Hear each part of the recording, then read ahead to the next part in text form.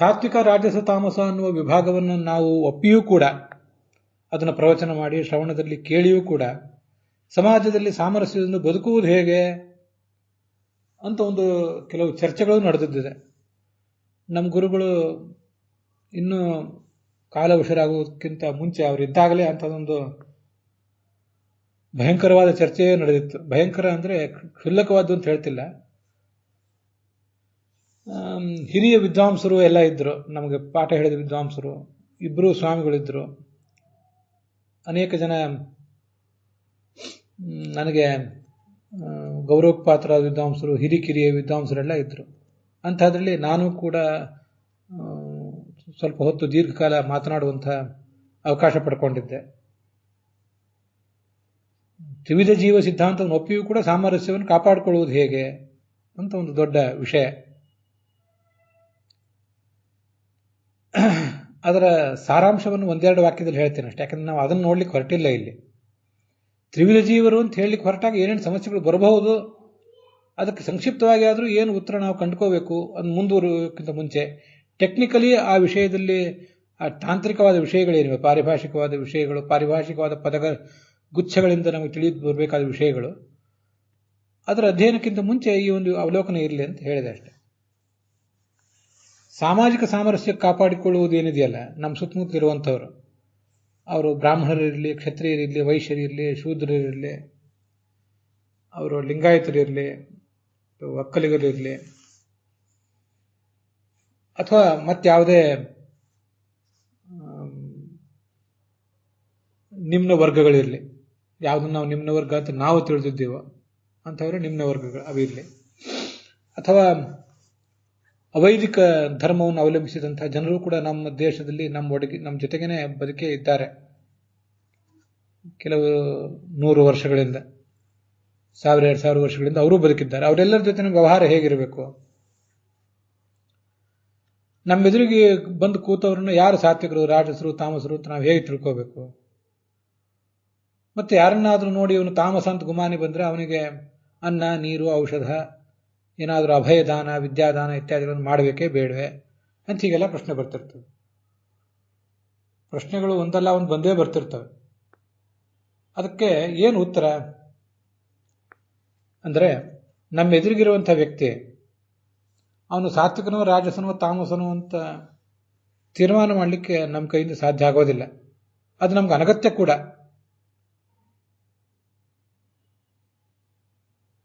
ಸ್ವಲ್ಪ ಆಳಕ್ಕೆ ಇಳಿದು ಹೇಳಬೇಕು ಅಂದರೆ, ನಮ್ಮ ವೈಯಕ್ತಿಕ ಜೀವನಕ್ಕೆ ಸಂಬಂಧಪಟ್ಟಂತೆ ನಾವು ಅದನ್ನು ಹೇಳಬೇಕು ಅಂದರೆ, ಒಂದು ಗಂಡು ಒಂದು ಹೆಣ್ಣನ್ನು ಮದುವೆ ಮಾಡ್ಕೊಳ್ಳುವಾಗ, ಒಂದು ಹೆಣ್ಣು ಒಂದು ಗಂಡನ್ನು ಮದುವೆ ಮಾಡ್ಕೊಳ್ಳುವಾಗ ಕೂಡ ನಾನು ಸಾತ್ವಿಕರನ್ನೇ ಮದುವೆ ಮಾಡ್ಕೋತಿದ್ದೇನೋ ಅಥವಾ ಬೇರೆ ಯಾರನ್ನ ಅಂತ ಆಲೋಚನೆ ಮಾಡಿ ಮದುವೆ ಮಾಡ್ಕೋತೀನಿ ಅಂದರೆ ಮದುವೆನೇ ಆಗಲಿಕ್ಕಿಲ್ಲ. ಹುಚ್ಚು ಬಿಡದೆ ಮದುವೆ ಆಗೋದಿಲ್ಲ, ಮದುವೆ ಆಗದೆ ಹುಚ್ಚು ಬಿಡೋದಿಲ್ಲ ಅಂತ ಆಗ್ತದೆ. ಆದ್ದರಿಂದ ಯಾರನ್ನಾದರೂ ಸ್ನೇಹಿತರನ್ನಾಗಿ ಸ್ವೀಕಾರ ಮಾಡುವಾಗ, ಬಂಧುಗಳನ್ನಾಗಿ, ಬೀಗರನ್ನಾಗಿ ಒಪ್ಪಿಕೊಳ್ಳುವಾಗ, ಹೆಣ್ಣು ಗಂಡುಗಳು ಪರಸ್ಪರ ಒಪ್ಪಿಕೊಳ್ಳುವಾಗ ಈ ಎಲ್ಲ ವಿಚಾರಗಳು ಬೇಕಾಗಿಲ್ಲ. ನಮ್ಮೆದುರಿಗಿರುವ ವ್ಯಕ್ತಿ ಸಾತ್ವಿಕನೋ, ರಾಜಸನೋ, ತಾಮಸನೋ ಅನ್ನುವುದು ನಮಗೆ ಯಾವ ರೀತಿಯಿಂದಲೂ ಸಾಧನೆಗೆ ಅನಗತ್ಯವಾದದ್ದು. ನಾವಿವತ್ತೇನು ಮಾಡಬೇಕು, ನಮ್ಮ ಕರ್ತವ್ಯ ಏನು ಅನ್ನುವುದಷ್ಟೇ ಮುಖ್ಯ. ಶಾಸ್ತ್ರ ಹಾಗೆ ಹೇಳಿದೆ. ಕೆಲವರು ಸಾತ್ವಿಕರಿದ್ದಾರೆ, ಕೆಲವರು ರಾಜಸರಿದ್ದಾರೆ, ತಾಮಸರಿದ್ದಾರೆ, ತಾಮಸರೇ ಹೆಚ್ಚಿದ್ದಾರೆ ಅನ್ನೋದನ್ನ ಶಾಸ್ತ್ರ ಫಂಡಮೆಂಟಲ್ ಟ್ರುತ್ ಅದನ್ನು ಹೇಳಿದೆ ಅಷ್ಟೇ.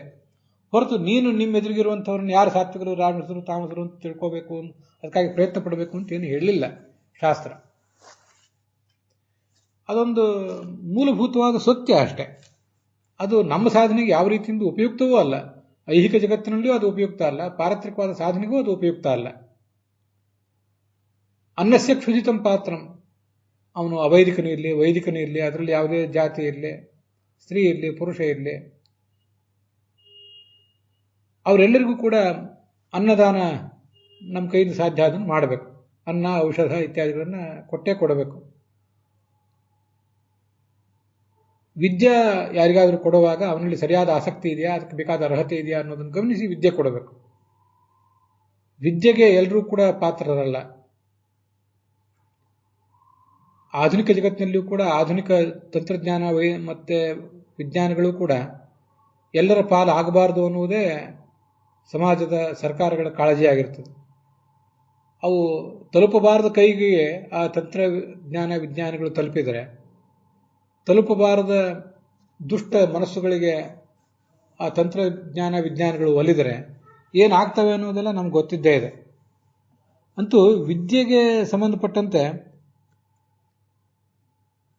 ಅವರ ಆಸಕ್ತಿಯನ್ನು ಗಮನಿಸಿ ವಿದ್ಯೆಯನ್ನು ಹೇಳಬೇಕು. ಸ್ಥೂಲವಾಗಿ ಏನು ಹೇಳಬೇಕು ಅದನ್ನು ಹೇಳಬಹುದು. ಸೂಕ್ಷ್ಮ ವಿಷಯಗಳನ್ನು ಎಲ್ಲರಿಗೂ ಎಲ್ಲ ಕಾಲದಲ್ಲೂ ಎಲ್ಲ ದೇಶದಲ್ಲೂ ಎಲ್ಲರಿಗೂ ಏಕಪ್ರಕಾರವಾಗಿ ಎಲ್ಲ ರೀತಿಯಿಂದ ಹೇಳಬೇಕಾಗಿಲ್ಲ. ವದೇ ದ್ವಿವಾದ ರೂಪೇಣ ಸಭಾರೂಪೇಣ ವಾ ಪುನಃ ಸಂಕೀರ್ಣವಾಗಿ ಸಮುಗ್ಧವಾಗಿ ಎಷ್ಟನ್ನು ಹೇಳಬೇಕು ಅಷ್ಟನ್ನು ಹೇಳಬೇಕು. ಯಾರು ಆಸಕ್ತನಾದಂಥ ಶಿಷ್ಯ ಇದ್ದಾನೆ, ವಿನೀತನಾಗಿ ಬರ್ತಾನೆ, ಅಂಥವನಿಗೆ ವಿಷಯಗಳನ್ನು ಪ್ರತಿಪಾದನೆ ಮಾಡಬೇಕು ಅಂತ ಶಾಸ್ತ್ರ ಹೇಳಿದೆ. ಅನ್ನ, ಆಹಾರ, ಔಷಧ ಇತ್ಯಾದಿಗಳಂತೂ ಎಲ್ರಿಗೂ ಕೊಡಲೇಬೇಕು. ಎದುರಿಗಿರುವ ವ್ಯಕ್ತಿ ಸಾತ್ವಿಕನೋ ರಾಜಸನೋ ತಾಮಸನೋ ಅದು ಬೇರೆ.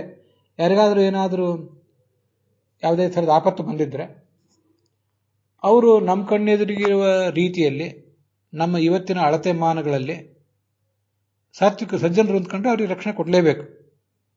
ಅವ್ರು ಯಾವುದೇ ವರ್ಣದವರಾಗಿರಲಿ, ಸ್ತ್ರೀ ಆಗಿರಲಿ, ಪುರುಷ ಆಗಿರಲಿ, ಬಡವ ಆಗಿರಲಿ, ಶ್ರೀಮಂತ ಆಗಿರಲಿ.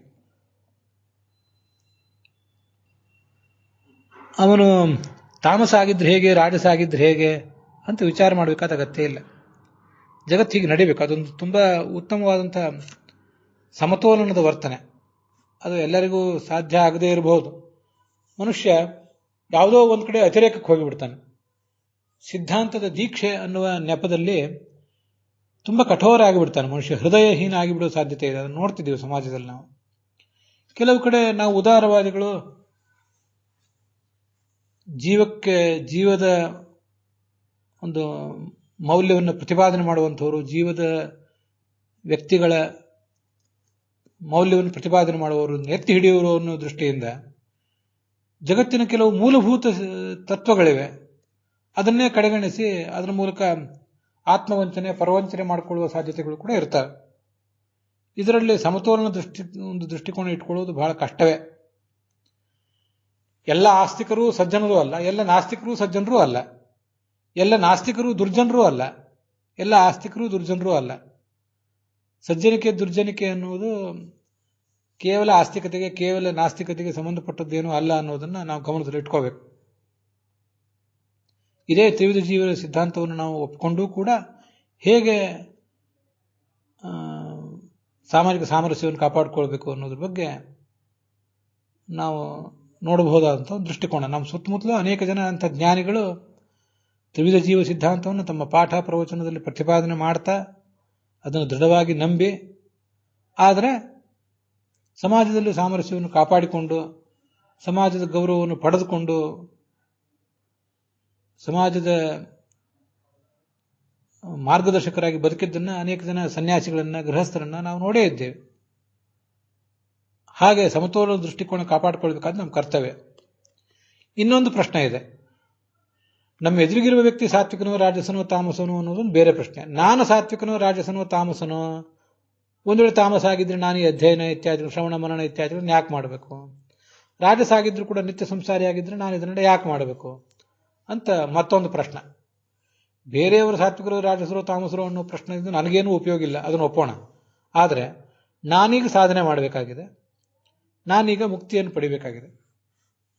ತತ್ವಂ ಜಿಜ್ಞಾಸ್ಯಂ ಏವನ ಭೂಯೋನ ದುಃಖಂ ಅತ್ರ ಆಹಾರಾರ್ಥಂ ಕರ್ಮ ಕುರಿಯಾದ ನಿಂದ್ಯಂ. ಜೀವನ ಹೊಟ್ಟೆ ಹೊರಿಯಬೇಕು ಬಂದರೆ ಅವನೇನಾದ್ರು ಉದ್ಯೋಗ ಬೇಕು. ಹೊಟ್ಟೆ ಹೊರೆಯುವುದು ಯಾತಕ್ಕೆ ಅಂದರೆ ತತ್ವ ಜಿಜ್ಞಾಸೆಗೆ. ತತ್ವ ಜಿಜ್ಞಾಸೆ ಯಾಕೆಂದರೆ ಏನು ಭೂಯೋನ ಮುಕ್ತಿ, ಮುಕ್ತಿಯನ್ನು ಪಡಿಬೇಕು, ಸುಖ, ಶಾಶ್ವತವಾದ ಸುಖವನ್ನು ಪಡಿಬೇಕು ಅಂತ ನಮ್ಮೆಲ್ಲರ ಗುರಿ. ಒಂದು ವೇಳೆ ನಾನು ರಾಜಸ ತಾಮಸ ಆಗಿದ್ದರೆ, ನನಗೆ ಬೇಕಾದ ಯೋಗ್ಯತೆ ಇಲ್ಲದೆ ಹೋದರೆ, ಮತ್ತು ಆಗ ನಾನು ಈ ಸಾಧನೆಯನ್ನು ಯಾಕೆ ಮಾಡಬೇಕು? ಇದು ಒಂದು ಪ್ರಶ್ನೆಯೂ ಕೆಲವರನ್ನು ಬಾಧಿಸ್ತಿರ್ತದೆ. ಕೆಲವರನ್ನು ಯಾವಾಗೋ ಆಗೊಮ್ಮೆ ಈಗೊಮ್ಮೆ, ಹುಣ್ಣಿಮೆ ಅಮಾವಾಸ್ಯೆಗೊಮ್ಮೆ ಅದೇನೋ ಬಾಧಿಸುವುದಿದೆ ಇಂಥ ಒಂದು ಪ್ರಶ್ನೆ. ಇನ್ನು ಕೆಲವರನ್ನು ಅದು ತೀವ್ರವಾಗಿ ಬಾಧಿಸುವುದಿದೆ. ಹೀಗೆ ಕೇಳಿದ್ದೀನಿ ನಾನು ತಾಮಸ, ಅಯ್ಯೋ ದೇವರೇ ನಾನು ತಾಮಸ ಅಂತ ಗೋಳಾಡಿ ನೆಲದ ಮೇಲೆ ಹೊರಳಾಡಿದವರನ್ನ ನೋಡಿದವರು ನನಗೆ ಹೇಳಿದ್ದಾರೆ. ತುಂಬ ವಿಚಿತ್ರವಾಗಿ ಕಾಣಿಸ್ತದೆ. ಜೀವನದಲ್ಲಿ ತುಂಬ ದೊಡ್ಡ ಸಾಧನೆ ಮಾಡಿದವರು ಇರ್ತಾರೆ ಅಧ್ಯಾತ್ಮದ ಮಾರ್ಗದಲ್ಲಿ, ಆದರೆ ಅವರಿಗೆ ಇಂಥದ್ದೊಂದು ತಳಮಳ ಇರ್ತದೆ. ಯಾಕೆ ಹಾಗೆ? ಅಷ್ಟೇ, ಪ್ರತಿಯೊಂದು ಆಯಾ ವ್ಯಕ್ತಿಯ ಸ್ವಭಾವ, ಆ ಸ್ವಭಾವದ ನಿಯಂತ್ರಕನಾದ ಭಗವಂತನ ಇಚ್ಛೆ ಅಷ್ಟೆ. ಮುಂದೊಂದು ಕಾಲದಲ್ಲಿ ಆ ತಳಮಳವನ್ನು ಅವರು ನೀಗಿಕೊಂಡು ಸದ್ಗತಿಯನ್ನು ಪಡೆಯಬಹುದು. ಅದು ಆ ಕಡೆ ಇರಲಿ. ಈಗ ನಮಗೆ ಯಾರೋ ಹೊಳ್ಳಾಡಿದವರು, ಎದ್ದವರು, ಬಿದ್ದವರು, ಅವ್ರ ಕಥೆ ನಮಗೇನೂ ಆಗಬೇಕಾಗಿಲ್ಲ. ನಾವೇನು ಮಾಡಬೇಕು? ನಾವು ರಾಜಸರು ತಾಮಸರು ಅಂತ ಪ್ರಶ್ನೆ ಬಂದರೆ ಗತಿ ಏನು ಅಂತ. ಇದಕ್ಕೊಂದು ಉತ್ತರ ಇದೆ. ಬೇರೆ ಬೇರೆ ಕಡೆ ಅಂಥದ್ದೊಂದು ಪ್ರಸಂಗ ಬರ್ತಿರ್ತದೆ. ಮನೋವೈದ್ಯರ ಹತ್ರ ಹೋಗಿ ಕೆಲವರು ನನಗೆ ಇಂಥ ಮನೋರೋಗ ಇದೆಯೋ ಇಲ್ಲೋ ಅಂತ ಒಂದು ತಳಮಳ ಶುರುವಾಗಿದೆ, ನನಗೂ ಇದ್ರೆ ಏನು ಗತಿ ಅಂತ ಆತಂಕ ಶುರುವಾಗಿದೆ. ಉದಾಹರಣೆಗೆ ನಾರ್ಸಿಸಿಸಮ್ ಅಂತ, ಸ್ವಾರಾಧನೆ, ತನ್ನನ್ನು ತಾನು ಮೆಚ್ಚಿಕೊಂಡು ಬದುಕುವುದು, ಅದೊಂದು ರೋಗ. ತುಂಬ ಜನರಿಗೆ, ತಮ್ಮ ಸುತ್ತಮುತ್ತಲಿದ್ದವರು ಎಲ್ರಿಗೂ ತುಂಬ ತೊಂದರೆ ಕೊಡುವಂಥ ರೋಗ ಅದು.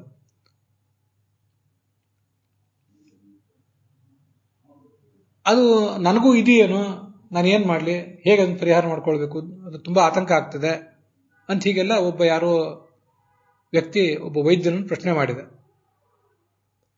ನಿನಗೂ ಇದೆಯೋ ಇಲ್ವೋ ಅಂತ ಈ ಪ್ರಶ್ನೆ ಬರ್ತಿದೆಯಲ್ಲ, ಆ ಒಂದು ಆತಂಕ ಇದೆಯಲ್ಲ, ಆ ಆತಂಕವೇ ತೋರಿಸ್ತದೆ ನಿನಗೆ ಆ ರೋಗ ಇಲ್ಲ ಅಂತ. ಯಾರಿಗೆ ಅಂತ ರೋಗ ಇರ್ತದಲ್ಲ, ಅವರು ತನಗೆ ರೋಗ ಇದೆ ಅಂತ ಒಪ್ಕೊಳ್ಳೋದೇ ಇಲ್ಲ. ಜಗತ್ತಿನಲ್ಲಿ ಇದೊಂದು ಮನುಷ್ಯನ ಸ್ವಭಾವ. ನನಗೆ ಕೈ ಏನಾದ್ರು ಮುರಿದ್ರೆ, ಕಾಲು ಮುರಿದ್ರೆ, ಕೈಗೇನೋ ಚರ್ಮದ ರೋಗ ಬಂದರೆ, ನೆಗಡಿ ಬಂದರೆ, ರಕ್ತಸ್ರಾವ ಆದರೆ, ಇದು ಸ್ಪಷ್ಟವಾಗಿ ಕಣ್ಣಿಗೆ ಕಾಣಿಸ್ತದೆ, ಹೌದು ನನಗೆ ಸಮಸ್ಯೆ ಬಂದಿದೆ ಅಂತ ನಾವು ವೈದ್ಯರ ಕಡೆ ಧಾವಿಸ್ತೇವೆ. ಮನಸ್ಸಿಗೆ ಸಂಬಂಧಪಟ್ಟ ಅನೇಕ ರೋಗಗಳಿವೆಯಲ್ಲ, ಅದು ನಾರ್ಸಿಸಿಸಮ್ ಇರಬಹುದು, ಮತ್ಯಾವುದೋ ಬೇರೆ ಬೇರೆ ಥರದ ಕಾಂಪ್ಲೆಕ್ಸ್ಗಳು, ಸುಪೀರಿಯಾರಿಟಿ ಕಾಂಪ್ಲೆಕ್ಸ್, ಇನ್ಫೀರಿಯಾರಿಟಿ ಕಾಂಪ್ಲೆಕ್ಸ್, ಕೀಳರಿಮೆ, ಮೇಲರಿಮೆ, ಇಚ್ಛಿತ ವಿಕಲತೆ, ಏನೇನೋ 108 ಕಾಯಿಲೆಗಳು. ಈ ಎಲ್ಲ ಕಾಯಿಲೆಗಳು ನಮಗೆ ಬಂದಿವೆ, ಅದರಿಂದ ನಾವು ವೈದ್ಯರ ಹತ್ರ ಹೋಗಬೇಕು ಅಂತ ಅನೇಕ ಜನರಿಗೆ ಅನಿಸೋದೇ ಇಲ್ಲ. ಯಾಕೆಂದ್ರೆ ನಮ್ಮ ದೇಹ ನಮಗೆ ಎಷ್ಟು ಗೋಚರ ಆಗ್ತದೋ ಹಾಗೆ ಮನಸ್ಸು ನಮಗೆ ಗೋಚರ ಆಗೋದಿಲ್ಲ. ನಮ್ಮ ಆತ್ಮವಂತೂ, ಒಳಗಿನ ಚೇತನ ಅಂತೂ ಮತ್ತು ದೂರದ್ದೇ ಆಗಿಬಿಟ್ಟಿರ್ತದೆ ನಮಗೆ. ನಾವೇ ನಮಗೆ ದೂರ ಆ ದೃಷ್ಟಿಯಿಂದ.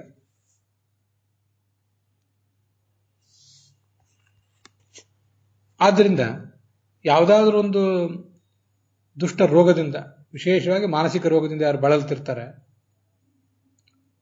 ಕಾಮ, ಕ್ರೋಧ, ಲೋಭ, ಮೋಹ, ಮದ, ಮಾತ್ಸರ್ಯ, ಇವು ಮಾನಸಿಕ ರೋಗಗಳೇ. ಅಂಥ ಒಂದು ರೋಗ ನನಗಿದೆ ಅಂತ ಅವ್ರು ಒಪ್ಕೊಳ್ಳಿಕ್ಕೆ ತಯಾರಾಗೋದಿಲ್ಲ. ಆದ್ರಿಂದ ಅವರಿಗೂ ತೊಂದರೆ, ಅವ್ರ ಸುತ್ತಮುತ್ತಲಿದ್ದಂಥವರಿಗೂ ತೊಂದರೆ. ಅದು ರೋಗ ಅಂದರೆ ಅದು ಮನುಷ್ಯನ ಇತಿಮಿತಿ. ಅದನ್ನ ರೋಗ ಅಂದರೆ ಮತ್ತಾವುದೋ ಏಡ್ಸ್ ರೋಗದಂತೆಯೋ ಮತ್ತೊಂದು ಯಾವುದೋ ಕ್ಯಾನ್ಸರ್ ರೋಗದಂತೆಯೋ ಅಂತ ನಾವು ತಿಳ್ಕೋಬೇಕಾಗಿಲ್ಲ. ಅದು ಒಂದು ಮನುಷ್ಯನ ಇತಿಮಿತಿ.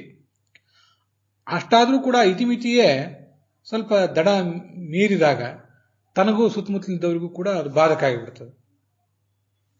ಆದರೆ ಅವನು ಒಪ್ಕೊಳ್ಳೋದಿಲ್ಲ. ಅದನ್ನು ಯಾರು ಒಪ್ಕೊಳ್ಳೋರು ಕೆಲವರು ಸಿಗಬಹುದು. ನನಗೆ ಈ ಥರ ತೊಂದರೆ ಆಗ್ತಿದೆ ಮಾನಸಿಕವಾಗಿ, ದಯವಿಟ್ಟು ನನಗೆ ಒಂದಿಷ್ಟು ಚಿಕಿತ್ಸೆ ಕೊಡಿ ಅಂತ ಯಾರು ಕೇಳಬಹುದು. ಆದರೆ ಹಾಗೆ ಕೇಳುವವರು ಬಹಳ ಕಡಿಮೆ ಇರ್ತಾರೆ. ಇಂಥದ್ದೊಂದು ರೋಗ ನನಗಿರಬಹುದಾ ಅನ್ನೋ ಆತಂಕ ಕಾಡ್ತಿದೆ ಅಂತ ನಿಮ್ಗೆ ಅನಿಸಿದೆ ಅಂದರೆ ನಿಮ್ಗೆ ವಸ್ತುತಃ ರೋಗ ಇಲ್ಲ, ಬರಬಾರ್ದು ಅನ್ನೋ ಎಚ್ಚರ ನಿಮಗಿದೆ ಅಂತಲೇ ಅದರ ಅರ್ಥ ಅಂತ ವೈದ್ಯರು ಹೇಳಿದ್ದನ್ನ ನಾನು ಕೇಳಿದ್ದೇನೆ.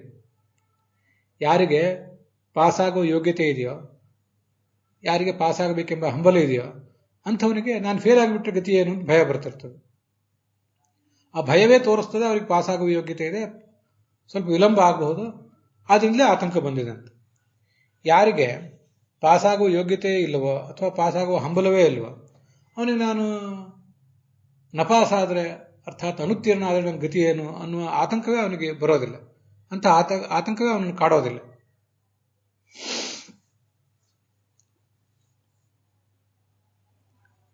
ಆದ್ದರಿಂದ ನಾವು ಯಾವತ್ತೂ ಕೂಡ ವಿಚಾರ ಮಾಡಬೇಕಾದ್ದಿಲ್ಲ. ತ್ರಿವಿಧ ಜೀವ ಸಿದ್ಧಾಂತವನ್ನು ಮುಂದೆ ನಾವು ಆಳವಾಗಿ ಆ ಶ್ಲೋಕಗಳ ಮೂಲಕ, ಭಾಗವತ ತಾತ್ಪರ್ಯ ಶ್ಲೋಕದ ಮೂಲಕ ನೋಡೋರಿದ್ದೇವಲ್ಲ, ಅದಕ್ಕೆ ಪೂರ್ವಭಾವಿಯಾಗಿ ಇಷ್ಟನ್ನು ಹೇಳ್ತಿದ್ದೇನೆ. ನಾವು ಯಾವತ್ತೂ ಕೂಡ ರಾಜಸರೋ ತಾಮಸರೋ, ಹಾಗಾದ್ರೆ ನಮ್ಮ ಗತಿ ಏನು ಅಂತ ಆಲೋಚನೆ ಮಾಡಬೇಕಾಗಿಲ್ಲ.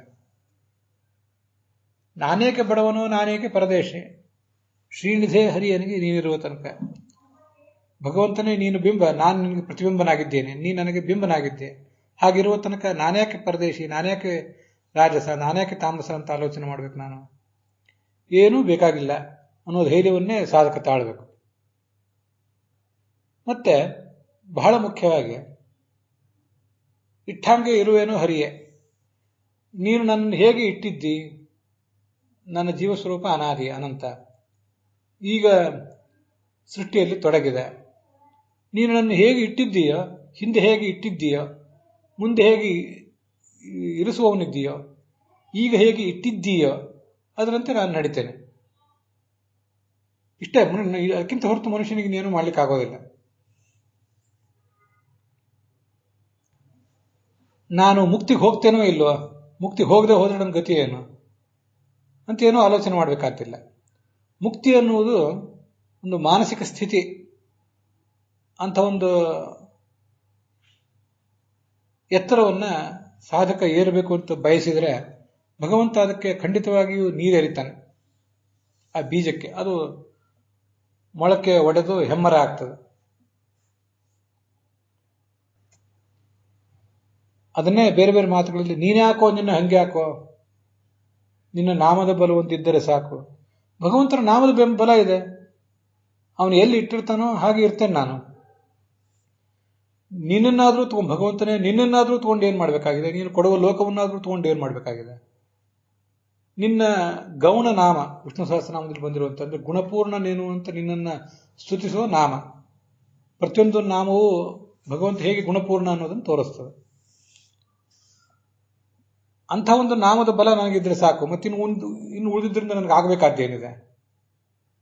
ಭಗವಂತ ನಾಮಸ್ಮರಣದಲ್ಲಿ ನಾನಿರುವಾಗ ನನಗೆ ಯಾವ ಭೌತಿಕ ತೊಂದರೆ ಆದರೂ ಮತ್ತಾದರೂ ಏನು ನನಗೆ ಆಗೋದಿದೆ? ಏನೂ ತೊಂದರೆ ಆಗೋದಿಲ್ಲ. ಮುಕ್ತಿ ಆಗ್ತದೋ ಬಿಡ್ತದೋ ಅನ್ನೋ ಪ್ರಶ್ನೆ ತುಂಬ ದೂರದ ಪ್ರಶ್ನೆ. ಮತ್ತೆ ಅದು ನಮ್ಮನ್ನೀಗ ಅಷ್ಟು ಕಾಡಬೇಕಾಗಿಲ್ಲ. ಅದಕ್ಕೆ ನಾನು ಈ ಒಂದು ತೇನ್ಸಿಂಗನ ಕಥೆಯನ್ನು ಬಹಳ ಸರಿ ಹೇಳಿದ್ದೇನೆ. ಅದು ವೈಯಕ್ತಿಕವಾಗಿ ನನಗೆ ನಾನೇ ಮಾಡಿಕೊಳ್ಳುವ ಸಮಾಧಾನ. ನಿಮಗೂ ಅದರಿಂದ ಒಂದಿಷ್ಟು ಸಮಾಧಾನ ಆದರೆ ಸಂತೋಷದ ಸಂಗತಿಯೇ. ತೇನ್ಸಿಂಗ್ ಗೌರಿಶಂಕರ ಶಿಖರವನ್ನು ಏರಿ ಕೆಳಗೆ ಬಂದ. ಪತ್ರಕರ್ತರು ಬಂದರು. ಗೌರಿಶಂಕರ ಶಿಖರ ಏರಿದ್ರಿ, ಅದರಿಂದ ನಿಮಗೇನು ಅನ್ನಿಸ್ತು? ಯಾಕೆ ಏರಿದ್ರಿ? ನಿಮಗೇನು ಹಣದ ಹಂಬಲವೋ, ಕೀರ್ತಿ ಪಡಿಬೇಕು ಅನ್ನುವ ಆಸೆಯೋ? ಯಾಕೆ ಏರಿದ್ರಿ ಅಂತ ಕೇಳಿದರು. ಆ ಕಾಲದಲ್ಲಿ ಈ ಕ್ರೀಡಾಪಟುಗಳಿಗೆ ಇಷ್ಟೊಂದು ಪ್ರಾಯೋಜಕರು ಇರ್ತಿರ್ಲಿಲ್ಲ, ಸ್ಪಾನ್ಸರ್ಗಳು ಇರ್ತಿರ್ಲಿಲ್ಲ. ಇಷ್ಟೆಲ್ಲ ದುಡ್ಡು, ಹಣ, ಹೆಸರು ಆವಾಗ ಅಂಥ ಕ್ರೀಡಾಪಟುಗಳಿಗೆ, ಅಂಥ ಸಾಹಸ ಕ್ರೀಡೆಯಲ್ಲಿದ್ದವರಿಗೆ ವಿಶೇಷವಾಗಿ ಅಷ್ಟು ಸುಲಭವಾಗಿ ಸಿಗ್ತಿರ್ಲಿಲ್ಲ. ಆದ್ದರಿಂದ ಯಾಕೆ ಗೌರಿಶಂಕರ ಶಿಖರ ಏರಿದ ಪ್ರಶ್ನೆ ಬಂದರೆ ಹೇಳಿದ ಆ ತೇನ್ಸಿಂಗ್, ಗೌರಿಶಂಕರ ಶಿಖರ ಅಲ್ಲಿತ್ತು, ನಾನು ಏರಿದೆ. ಅಲ್ಲಿತ್ತು, ಅದು ನಾನು ಏರಿದೆ ಅಂದರೆ ಆ ಗೌರಿಶಂಕರ ಶಿಖರದ ಭವ್ಯತೆ, ದಿವ್ಯತೆ ನನಗೆ ಹಿಮಾಲಯದ ಪರಿಸರದ ಶಿಶುವಾದ ನನ್ನ ಮನಸ್ಸನ್ನು ಸೆಳೆಯಿತು. ನಾನು ಏರಿದೆ ಅಷ್ಟೇ. ನನಗದರಿಂದ ಹಣವೂ ಬೇಕಾಗಿಲ್ಲ, ಬಂದರೆ ಸರಿ, ಹಣವೂ ಬೇಕಾಗಿಲ್ಲ, ಹೆಸರೂ ಬೇಕಾಗಿಲ್ಲ. ನಿಮ್ಮಂಥವ್ರು ಯಾರೋ ಪತ್ರಕರ್ತರು ಇದೊಂದು ದೊಡ್ಡ ಸುದ್ದಿ ಅಂತ ಮಾಡಿಯೂ ಮಾಡದೆ ಹೋದರೂ ನನಗದರಿಂದ ಏನು ವಿಶೇಷ ಪ್ರಯೋಜನ ಏನಿಲ್ಲ. ಆ ದಿವ್ಯತೆ, ಭವ್ಯತೆ ನನ್ನ ಕೈ ಬೀಸಿ ಸೆಳೆಯಿತು, ನಾನು ಏರಿದೆ, ಕೆಳಗಿಳಿದು ಬಂದೆ ಅಷ್ಟೆ. ತುಂಬ ಅದ್ಭುತವಾದ ಉತ್ತರ. ಜಡವಾದ ಗೌರಿಶಂಕರ ಈ ತೇನ್ಸಿಂಗ ಶಿಖರವನ್ನು ಏರಿದ ಮೇಲೆ ಬಂದೆಯ ಮಗು ಅಂತ ಬಹಳ ಪ್ರೀತಿಯಿಂದ ಅವನನ್ನು ತನ್ನ ತೊಡೆ ಮೇಲೆ ಕೂಡಿಸಿಕೊಂಡು ಅವನ ನೆತ್ತಿಯನ್ನು ನೇವರಿಸಿ ಮೂಸಿತ, ಭಲೆ ಅಂದಿತ, ನಿನ್ನಂಥವ್ರು ವಿರಳ ಅಂತ ಅವನನ್ನು ಕೊಂಡಾಡಿತ, ಏನೂ ಮಾಡಲಿಲ್ಲ. ಆ ಜಡವಾದ ವಸ್ತುವಿನ ದಿವ್ಯತೆ, ಭವ್ಯತೆ ಬಗ್ಗೆ ಅಷ್ಟೊಂದು ಅವನಿಗೆ ಸೆಳೆತಾ ಇರೋದಾದರೆ, ನಿತ್ಯೋ ನಿತ್ಯಾನಾಂ ಚೇತನಶ್ಚೇತನಾನಾಂ ಪರಮಚೇತನನಾದ ಭಗವಂತ, ಅವನು ಆ ಭಗವಂತನ ಪ್ರತಿಬಿಂಬರಾದ ನಾವು, ಭಗವಂತನ ಮಕ್ಕಳಾದ ನಾವು ಅವನ ಎತ್ತರವನ್ನು ಅರಿತುಕೊಳ್ಳಿಕ್ಕೆ ಪ್ರಯತ್ನ ಪಟ್ಟರೆ, ಒಂದಿಷ್ಟು ನಮ್ಮ ಯೋಗ್ಯತೆಗೆ ಅನುಸಾರವಾಗಿ ಆ ಎತ್ತರವನ್ನು ಒಂದಿಷ್ಟು ಏರಿದರೆ ಅವನು ಪ್ರಸನ್ನನಾಗ್ತಾನೆ ಅಂತ ಶಾಸ್ತ್ರ ಹೇಳ್ತದೆ.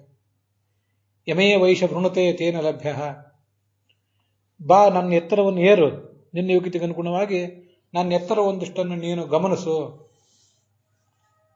ಸ್ಕೇಲ್ ಮೀ ಸರ್ವೇ ಮೀ ಅಂತ ಹೇಳ್ತದೆ. ನನ್ನನ್ನು ಅಳಿಬಾ, ನಾನು ಅಳತೆಗೆ ಮೀರಿದವನು, ಪರವ ಮಾತ್ರಯ ತನ್ವಾವೃಧಾನ, ನಾನು ಅಳತೆಗೆ ಮೀರಿದವನು, ಆದರೂ ನಿನ್ನ ಯೋಗ್ಯತೆಗೆ ಅನುಗುಣವಾಗಿ ನನ್ನನ್ನು ಅಳಿಬಾ. ನನ್ನನ್ನು ಪೂರ್ಣವಾಗಿ ಸಮೀಕ್ಷೆ ಮಾಡಲಿಕ್ಕೆ ಆಗೋದಿಲ್ಲ, ಆದರೂ ಸರ್ವೇ ಮೀ ಬಾ ಅಂತ ಕರೀತಾನೆ ಭಗವಂತ.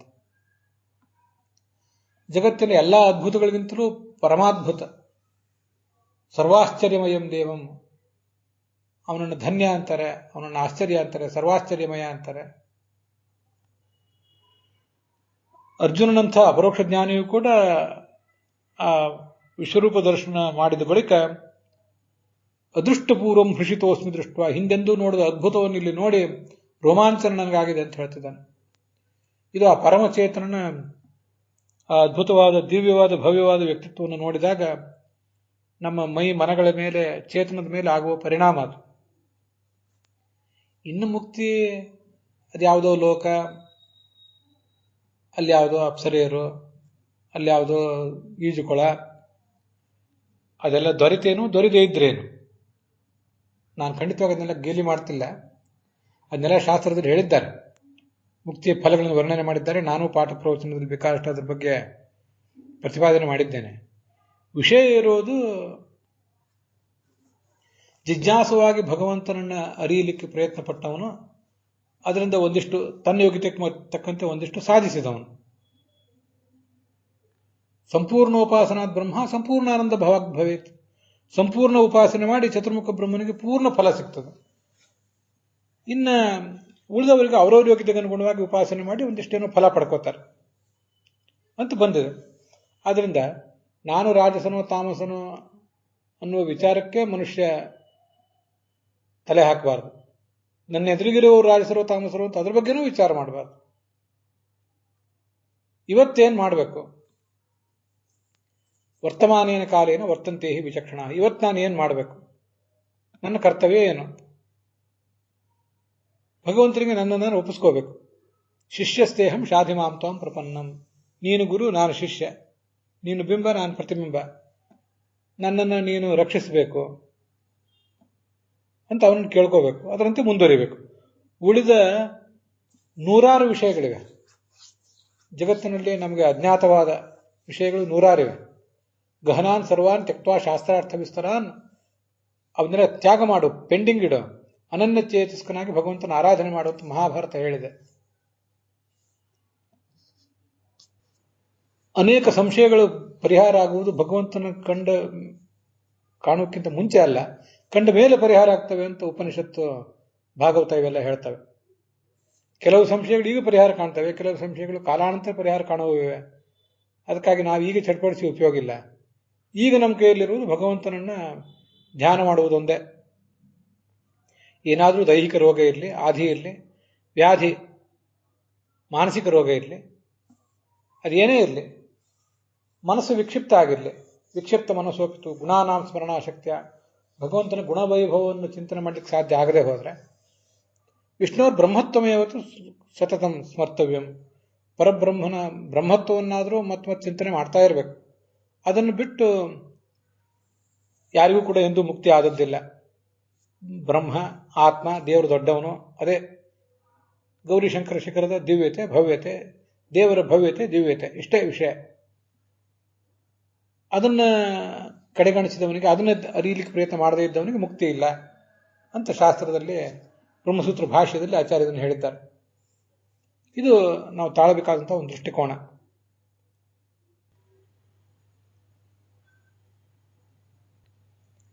ಸರ್ವಧರ್ಮಾನ್ ಪರಿತ್ಯಜ್ಯ ಮಾಮೇಕಂ ಶರಣಂ ವ್ರಜ. ಎಲ್ಲ ಕರ್ತವ್ಯಗಳನ್ನು, ಬೇರೆ ಬೇರೆ ಯಾರ್ಯಾರಿಗೆ ಏನೇನು ಕರ್ತವ್ಯಗಳನ್ನು ಮಾಡಬೇಕಾಗಿದೆಯೋ ಅದನ್ನು ಮಾಡು, ಉಳಿದೆಲ್ಲ ಸಂಗತಿಗಳನ್ನು ಬದಿಗಿಡು. ಮಾಮೇಕಂ ಶರಣಂ ವ್ರಜ, ನನಗೆ ನೀನು ಶರಣು ಬಾ, ನಾನು ನಿನ್ನನ್ನು ಸರ್ವಪಾಪೇಭ್ಯೋ ಮೋಕ್ಷಯಿಷ್ಯಾಮಿ. ನಿನ್ನ ದೇಹ ಕಂಟಿದ ಪಾಪಗಳು, ಮನಸ್ಸಿಗೆ ಕಂಟಿದ ಕೊಳೆ, ಸಂಶಯ, ಗೊಂದಲ, ಜ್ಞಾನ ಪರಿಹಾರ, ಇದಕ್ಕೆಲ್ಲವನ್ನೂ ನಾನು ಪರಿಹರಿಸ್ತೇನೆ ಅಂತ ಭಗವಂತ ಹೇಳಿದ್ದಿದೆ. ಮತ್ತೆ ಕೌಂತೆಯ ಪ್ರತಿಜಾನೀಹಿ ನಮೇ ಭಕ್ತ ಪ್ರಣಶ್ಯತೆ. ಭಗವಂತನ ಭಕ್ತ ಎಂದೂ ಕೂಡ ಹಾನಿಗೊಳಗಾಗುವುದೇ ಇಲ್ಲ. ನೀನು ಇದನ್ನು ಜಗತ್ತಿನೆದುರು ಪ್ರತಿಜ್ಞೆ ಮಾಡಿ ಹೇಳು ಅಂತ ಕೃಷ್ಣ ಅರ್ಜುನನಿಗೆ ಹೇಳಿದ್ದಾನೆ. ನಹಿ ಕಲ್ಯಾಣಕೃತ್ ಕಶ್ಚಿತ್ ದುರ್ಗತಿಂ ತಾತಗಚ್ಚತೆ. ಸನ್ಮಾರ್ಗದಲ್ಲಿ ಯಾರಿದ್ದಾನೆ ಅವನಿಗೆಂದೂ ಕೂಡ ದುರ್ಗತಿ ಆಗುವುದೇ ಇಲ್ಲ. ಭಗವದ್ಗೀತೆ ಅದನ್ನು ಒತ್ತಿ ಒತ್ತಿ ಹೇಳಿದೆ. ನಾಸತೋ ವಿದ್ಯತೆಯ ಭಾವ ನಾಭಾವೋ ವಿದ್ಯತೆಯ ಸತಃ. ಸತ್ಕರ್ಮಕ್ಕೆ ಯಾವತ್ತೂ ಚ್ಯುತಿ ಇಲ್ಲ. ಸತ್ಕರ್ಮದಿಂದ ಸಿಗೋ ಫಲ ಸಿಕ್ಕೇ ಸಿಗ್ತದೆ. ಅಸತ್ಕರ್ಮದಿಂದ ಅಂದರೆ ದುಷ್ಟಕರ್ಮದಿಂದ ಯಾವತ್ತೂ ಸತ್ಫಲ ಸಿಗುವುದು ಸಾಧ್ಯವೇ ಇಲ್ಲ. ಹೀಗೆ ಶಾಸ್ತ್ರದ ಕೆಲವು ಸಂಗತಿಗಳನ್ನು ಥಿಯರಿ ರೂಪದಿಂದ ಅಧ್ಯಯನ ಮಾಡುವುದು ಬೇರೆ, ಕೆಲವು ಸಂಗತಿಗಳನ್ನು ತಿಳ್ಕೋಬೇಕಷ್ಟೆ. ಎಲ್ಲವನ್ನು ನಾವು ಆಚರಣೆಗೆ ತರುವುದು ಸಾಧ್ಯವೇ ಇಲ್ಲ ನಾವೀಗಿರುವ ಪರಿಸ್ಥಿತಿಯಲ್ಲಿ.